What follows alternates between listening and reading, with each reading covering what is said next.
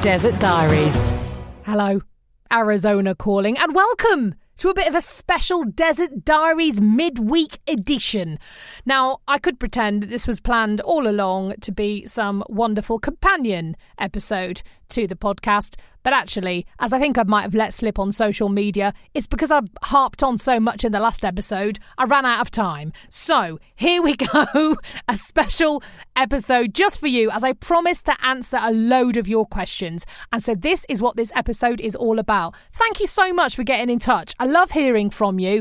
If you're not aware, we do have a little community going on Facebook. If you just search for Sam Walker's Desert Diaries or head to facebook.com/see you in the desert, then you'll find us right there, and do come and join. Click like, click follow, send me a message, give me a poke. Is poking on Facebook still a thing? I don't know. But you know the score. Be great to hear from you, and that's where you can leave me any questions that you have, and I can do more little episodes just like this. So thank you. Right, I'm going to start off. We've got the good, the bad and the ugly this week. Should we start off with the ugly? Sandra Graham. You're not ugly, Sandra, but what you're asking about is very ugly indeed. Sandra has said, I watch anything to do with the US election. Is it as nuts as it seems? Yes, Sandra. That's the short answer. Next question. No, I'm kidding. So it's absolutely nuts right now. And I think ugly is a really, really good way of describing just how the whole political atmosphere is right now. I mean, it's just nasty. There is such polarisation going on between the left and the right in America right now. I don't know how Brexit discussions went where you lived, but I remember working on the BBC at the time when Brexit was reaching fever pitch and really remembering how spiteful a lot of those arguments were. People just weren't able to sit and listen to the opinion of someone else who didn't agree with them. And guess what? It's kind of like that here, but turned up to 11. Mariotta, you also got in touch as well to ask about those ads, those political campaigning ads that, believe you me, 6, 7, 8 more per ad break it feels at the moment.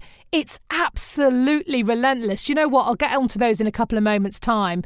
But obviously, Trump is the most divisive president who's ever served in American political history, and his supporters still adore him and think he is the greatest president who has ever lived. A lot of things that he stands for are clearly what they stand for. People who do not like him, well, I think his behaviour over the past few weeks and months and this year have only really cemented those beliefs, that's for sure.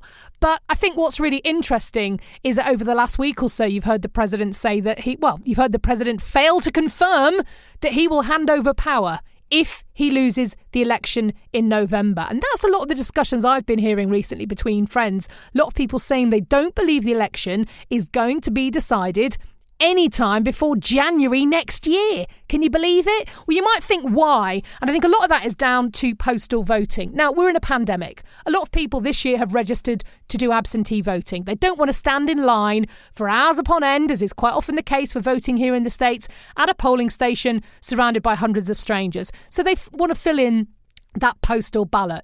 Now, many months ago, President Trump started a kind of narrative that postal votes equals fraudulent votes, and he's been ramping this up over the last few weeks. Sidebar, do Google it. There's no evidence that there is any form of major fraud when it comes to voting. I think the figures that I saw were 0.0004% differential, if not even less than that. But, you know, check it out for yourself. I think we're quite good, aren't we, at just reading one line on Facebook or Instagram or Twitter and thinking that's the truth. And I think that's where a lot of people are getting a bit astray here. It's hard to sit down and try and work stuff out. But if you do Google it, you'll find that there is no evidence, essentially. Many independent claims about independent studies about postal voting. But Trump has said he thinks they're fraudulent and that they will be fraudulent against him. Not that people will be filling out vote Trump and posting that, but people will be filling out vote Biden falsely, and that's going to detrimentally affect him. So this is how one scenario might go.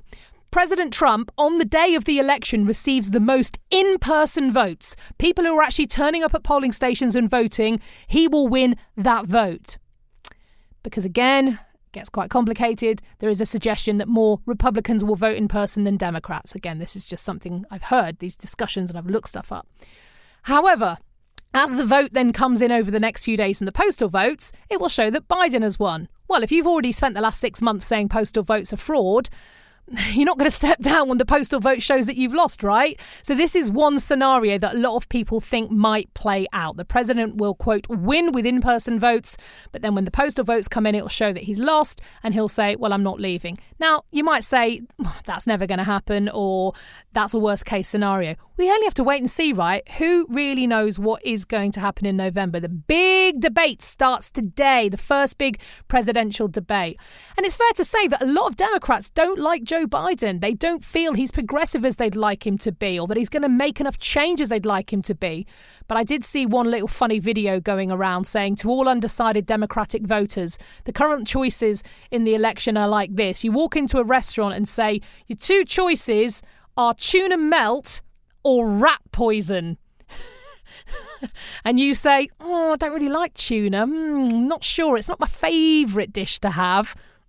That's what a lot of these kind of funny campaign messages are saying. So anyway, never seen anything like it. That's what a lot of my friends are saying. It's not normally this hysterical and vicious, but it's going to be a very interesting next month and a bit because, yep, Election Day is only 5 weeks away. And as for those ads, Mariotta, you asked about the ads that come on TV during TV shows. Man alive.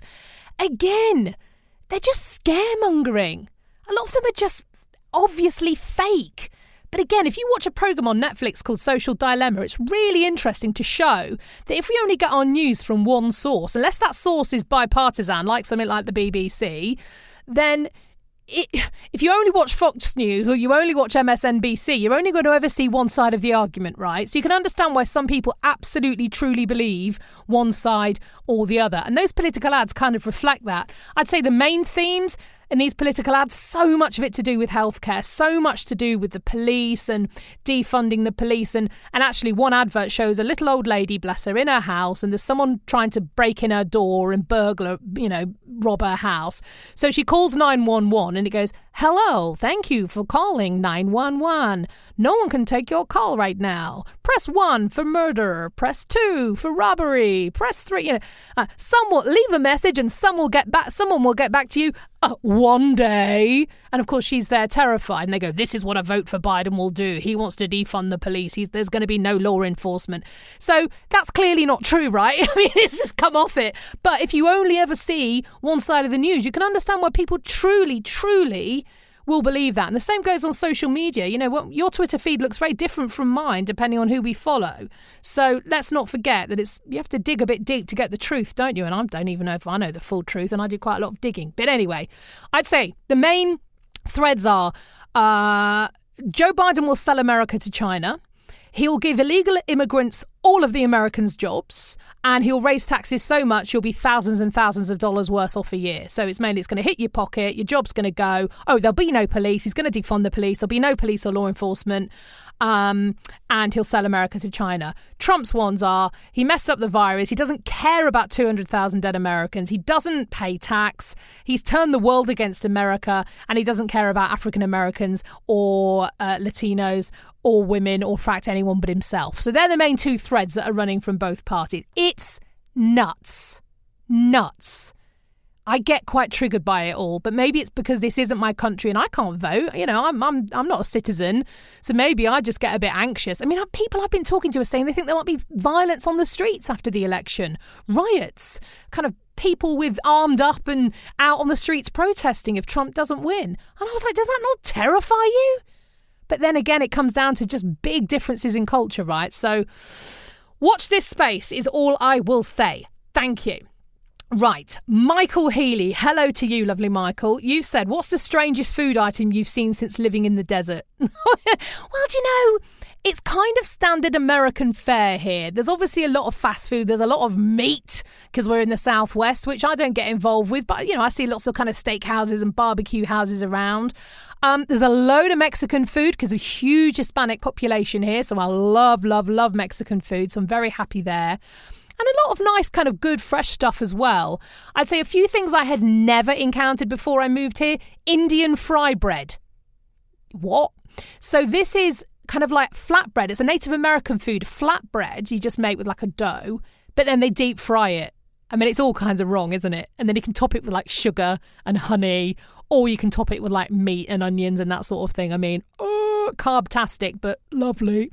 And then funnel cakes, big part of sort of state fairs and carnivals and things. Basically, it's like donut batter, and you sort of pipe it out into a big lump, so it's all sort of a lattice, and then deep fry it. Again, it's really bad for you, and just amazing. So don't have it every day. But I suppose the craziest thing I've seen, Michael, and I mentioned it on my trip up to the Grand Canyon, was a place called the Roadkill Cafe, where they allegedly, if you knock something over in your car, drag it into your boot and take it to them, they'll chop it up and you can eat it. That's apparently a thing. I don't know. I'm presuming it's a bit of a gimmick, but yeah, we'll see. If you bump over anything and take it in when you're in Arizona, see what they say. But there you go. You have said, who is this? Anne Ferguson and also Tracy Young. Hello, Anne and Tracy. I've said I'd love to hear about US radio, how it compares with the UK. Well, there's NPR here, which is a bit like the BBC, and that's kind of a national service, but it has lots of local stations. So my local NPR station is KJZZ, and actually a load of that content is sort of networked. So it's a bit like when you turn on your local BBC station and there might be, say, something from 5 Live playing. That generally happens through the night, but here, all throughout the day, there are big programmes that come from other NPR stations. So they are those networks. So there's only a couple of 3 shows that actually come from Phoenix every day.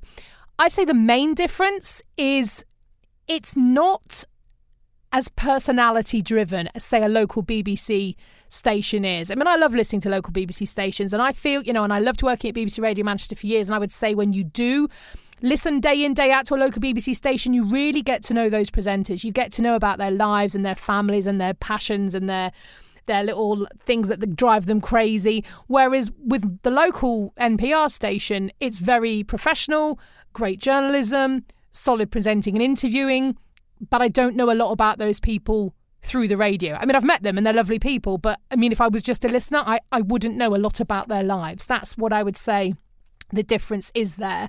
And as for kind of the local commercial music stations, it's very, very music heavy. I mean, the kids absolutely love it, all the pop, but the links aren't very long. The morning shows are much more personality based. Honestly, especially because of the pandemic, I'm not out of the house enough in time to start to listen to any of those breakfast shows. But the children are back at school, woohoo, this week. So I'll let you know, because I'll listen to a bit more of those morning shows for sure. Some of them really not child friendly, which can be very funny / awkward when your kids are in the car. But no, I'll report back on that. Nicola Benson. Hello, my love. You said, I love to know about the clashes between British and American culture, especially language, etc. I mean, where do I even begin, Nicola? It's every day. Every day there'll be something that makes me go, I never realised that was a British quirk, or, I never thought that would be a cultural difference. I mean, I'll try and share them as I go along on the podcast for sure. But I would say in the last week, my daughter goes horse riding once a week, and it's dead near to where we live now. And she used to go in the morning, 6 a.m. start. I know, dreadful. But it's so hot, you can't go in the day, right? You've got to go at 6 a.m. or sort of 6 at night. So she was going at 6 a.m. I had to drag her out of her pit at 5 a.m. in the mornings. But I got there, I said, look, they're going back to school next week, so we can't do this time anymore, because she's finishing about 7:45. Well, she's got to be at school for 8 o'clock because her first lesson's at 7:30. And they were like, right. I said, so can we organise something later perhaps? So when does school start? And I was like, well, she needs to be there for 7:30. They were literally looking at me like I was mad and looking at each other and, excuse me? I said, well, because she'd start school at 7:30, we just can't get there. She needs half it?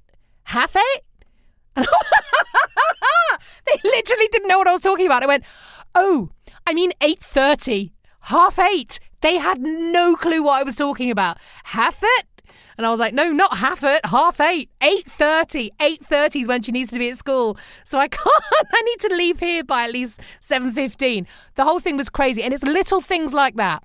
7:30, when I just never considered that no one would not know what 7:30 was. But they really didn't. So there you go. As I said, I'll try and keep you updated as I go on. For sure. Right, couple more little questions. Hello. Mookie, Mad Myrtle and Mara, hello, said, what are the good things you love about living in Arizona? It's really interesting hearing the things you've struggled with, like healthcare and getting credit. But what about the positives, the things that make you want to stay? Well, do you know what? It's just kind of that underlying feeling of being here. And I think the pandemic's made it really, really hard, because one of the things I was so excited about doing when I was here was sharing my new experiences and the passion I have for being here with people I've known a long time, with my friends, with my family. And of course, none of them have been able to come this year. They must have been about 4 or 5 people who were coming to stay with us. You know, my dad, my in-laws, there was going to be my friend John, my friends Andy and Russ, my friends Christina and Jez. I mean, I could go on and on and on, all going to come over and stay with us. And then, of course, no one can come. And that's been really tough. And I suppose that's why over the last few months I've struggled with so much about living here, because I've not been able to share the joyful things with them. We've not been able to travel in the way that we really wanted to do. One of the main reasons we wanted to come here was to explore. For me, exploring and adventure is just what gives me so much joy. But we haven't been able to get on a plane or a train. And I haven't felt comfortable with even driving and staying in lots of random hotels or campsites around places because of the pandemic. So I think, to be honest, all the things that really bring me joy, I've been really restricted in doing those things. But all I can say is I'm excited about the future and I'm excited about doing those things. And you know what? Just looking out the window still and seeing not a row of Victorian terraces like where I used to live, but seeing mountains and cacti. And even still, it's cooling down a little bit, walking outside the front door and feeling that heat. And you're like, wow. And seeing a scorpion on my driveway. I'm like, oh yeah, I'm not in Manchester anymore. And I think when there's something that was so hard for you to do, and yet you made it happen, daily reminders of that are just wonderful. And they give you that little spring in your step and that feeling of, do you know what, I can do it. Really, things that are very hard to overcome. Well, I've done one of them, so I'm sure I can do other ones. I was driving to meet some friends at the weekend, actually, and I was just driving along Greenway Parkway, which is or Greenway Road, which is this big kind of one of the big artery roads that goes east-west. And I looked ahead of me at the mountains and I could see this kind of lovely hazy light just in front of those mountains. And then looking in my rearview mirror, there was just a blood red sunset behind me. And just seeing things like that just make you say, wow, this is awesome. So, yeah, I'm hoping for more joy, but it's not Arizona's fault that things have been hard recently. It's absolutely because those little annoying things that are part of everyday life have kind of come to the surface because we haven't been able to do all the other fun stuff. So, yeah, watch this space. Really, really want to explore a lot more. I've got one more question. Bless you. Holly Jade said, do you think you'll ever get used to the heat? There's 2 parts to this question. I'll answer the first part first of all. Do you know what? You never get used to living in a furnace, do you? You're always going to be in a furnace, I suppose. But do you know that story of if you have boiling water and you drop a frog into it, the frog will leap out immediately. But if you have a frog in a cold pan of water and slowly turn it up, it will boil because it just doesn't know it's getting hotter and hotter and hotter. It's a bit like that. You do get accustomed to that heat. I'm talking to the friends I met at the weekend. One of them was from out of town, was for California. And after we had the meal, she said, hey, let's go for a walk. I said, oh, yeah, great. And myself and another friend who lives here in Arizona, as we walked outside the restaurant, the friend from California went, blimey neck, oh my gosh, we can't walk around in this. And Kim and I were like, what? It's fine. What are you talking about? It's really quite pleasant to walk around in. So I suppose Kim's been here her whole life. I've been here 18 months. We've already acclimatized enough to certain levels of heat that we're like, yeah, this is okay. It's not burning my face as I walk out the front door. So yeah, I can go for a walk in this. And you also said, Holly, with all that you've been through, are you still glad you took the leap to move? Do you know what? Some awful stuff has happened, right? Awful things. And some of it, I'm not going to butter it up. I'm still quite traumatized by it. It was traumatic, which one of the particular experiences I'm talking about that we went through. And it's horrible because it taints your attitude to other people and to life. And sometimes I've been like, God, is everyone out to rip me off? Is everyone out to take advantage of the immigrants? Feels really horrible sometimes. And of course that isn't the case. But when you've been through something so horrible, wow, it takes time to get over that for sure. But I also remember how amazing 99.9% of the people we have met since we've been here have been. What would have happened if we'd stayed in Manchester? Anything could have happened. There's no guarantee that the life I had at the time would still be the life I have today.